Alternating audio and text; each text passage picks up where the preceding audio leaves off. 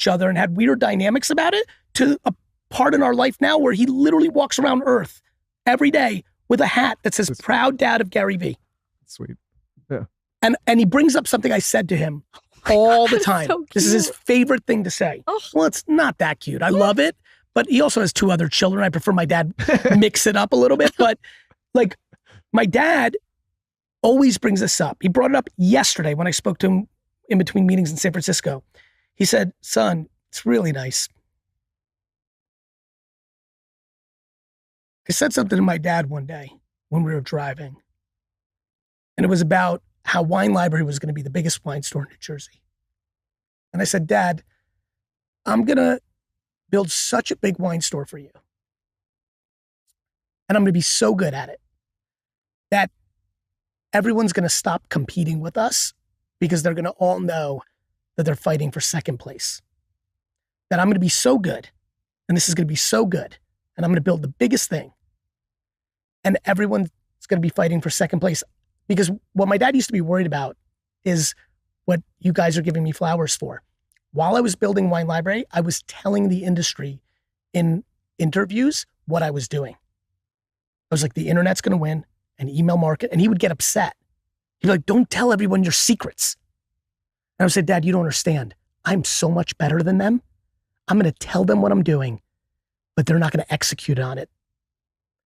And it was this like really gangster moment when I was like 24, 3 or whatever, that like was a real, I remember it vividly the second I said it. It was like, ooh, it was like a, you know, like it was being like a rapper where you have a bar that you just know you're going to be known for forever. And it was just me and him. And we used to compete a lot. It was a real challenge because I was building the business and I would struggle with him coming in and be like, I'm like, Dad, I'm doing it now. But he's like, technically like the owner. But he's like, fuck, man. Like at the time I didn't understand. When I was 22, full-time back from college now. Don't forget, I was there since I was 14. So I've been there every summer in high school and college. Like I was there 100 days a year. But now I'm there 365 days a year. When I was 22, my dad was 44. 4 years younger than I am now.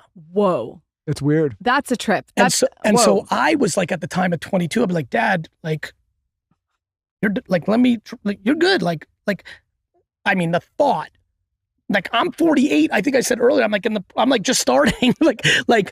So, you know, for my dad, it was, you know, he was thrilled because the business went from 4 to 10 to 17 to 25 to 30. Like I fucking annihilated it. Changed the course of our lives. You brought it online, right? Is that like brought it online? Okay. That was the whole punchline. But he lost his identity as the man.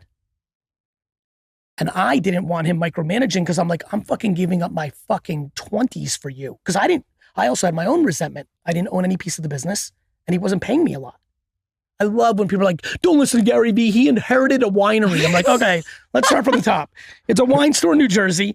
I inherited nothing. And as a matter of fact, there are very few people on earth that will give 150 hours a week for 12 straight years, give up their entire childhood, all their fun of their 20s, and work every day to build a business for their parents. Very few. I sit in very rare air.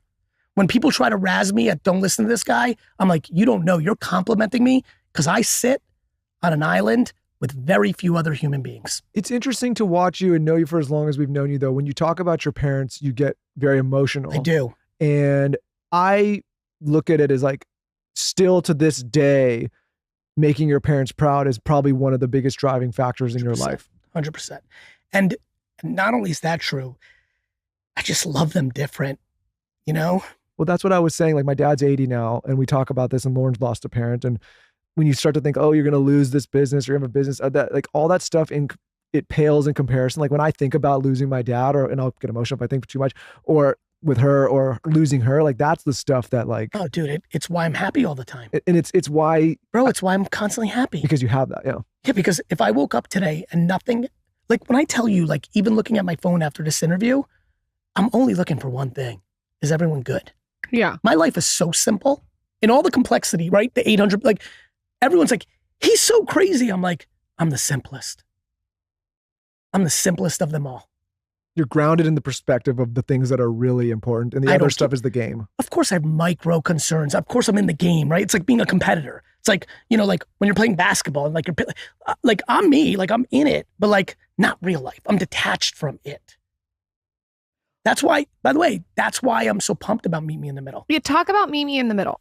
I believe every parent that's listening to this, that buys this and reads it to their kids is also going to be affected by it. I am going to build a Be Friends world. Be Friends is Pokemon meets Sesame Street. Obviously, the NFT thing got with the hype and everything, but it started there. But it's an omni brand, cartoons, toys, trade. If you go to eBay right now, please do this. Please go to eBay right now and type in Be Friends and go to completed auctions. You'll be blown away. Trading cards and Squishmallow. It's like I'm built. Like, by the way, back to like I'm doing it again. When I was Gary V, but I was really building VaynerMedia. Right now, I'm VaynerMedia and Gary V. But what I'm building is like literally the next Marvel Pokemon. Like, I can't wait for everyone in 20 years to be like, and I'm doing it right. I'm doing it like I'm telling them I'm doing it right now. And yet, back to like I told my dad, no one's going to do it or no one's going to see it. Even though I'm telling you that I'm building one of the biggest intellectual properties of all time, people don't believe you. And that's okay. And by the way, I might not. You don't think people believe you at this point? Still no. Still no. Still no. Maybe if people believe me, everybody would run out and buy you. How many VFriends Series 1 NFTs do you have? Yeah, Michael, how many VFriends? I don't have any VFriends Series 1 NFTs. Okay, so but I don't have any. No, that's okay. That's okay. But listen, I don't have any NFTs. That's right, comma. If you believe that I was building one of the biggest intellectual properties of all time, I should have gone in. And you would know that you should go after this interview and go to OpenSea and buy a VFriends Series 1 because that will be the ultimate collectible. That will be like comic book number 1. So no, I don't believe that people. You have to go buy it now that he just said it. I'm sure the price has gone up. No. Actually, it's a great time in NFT land. Everyone's confused about NFTs. NFTs are forever, but everybody thinks NFTs are beanie babies. NFTs are stuffed animals. Only 1% of NFTs are going to be good. Let me ask you, if this is the wrong analogy. Go ahead. I was explaining. Someone was asking about and talking about this, and I said, okay, if you look at the watch market. There's certain periods. There's people that love watches, love it. You may put zero value, another person may put $1 million Correct. value. What about art? Yeah, there's people that buy $8 million pieces of art. I'm like, I don't even want a poster. Yeah. What about sneakers? The thing that everyone just thinks that NFTs are all art, all watches. 1% of watches are worth money. Yep. 1% of trading. Do you know how many trading cards have been made in the last 100 years? Quadrillions. But Michael Jordan's rookie card's worth a lot of money.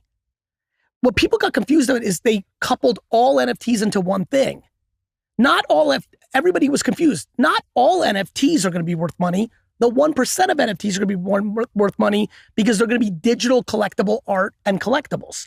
VFriends Series 1 is something I'm going to try to make people give a shit about.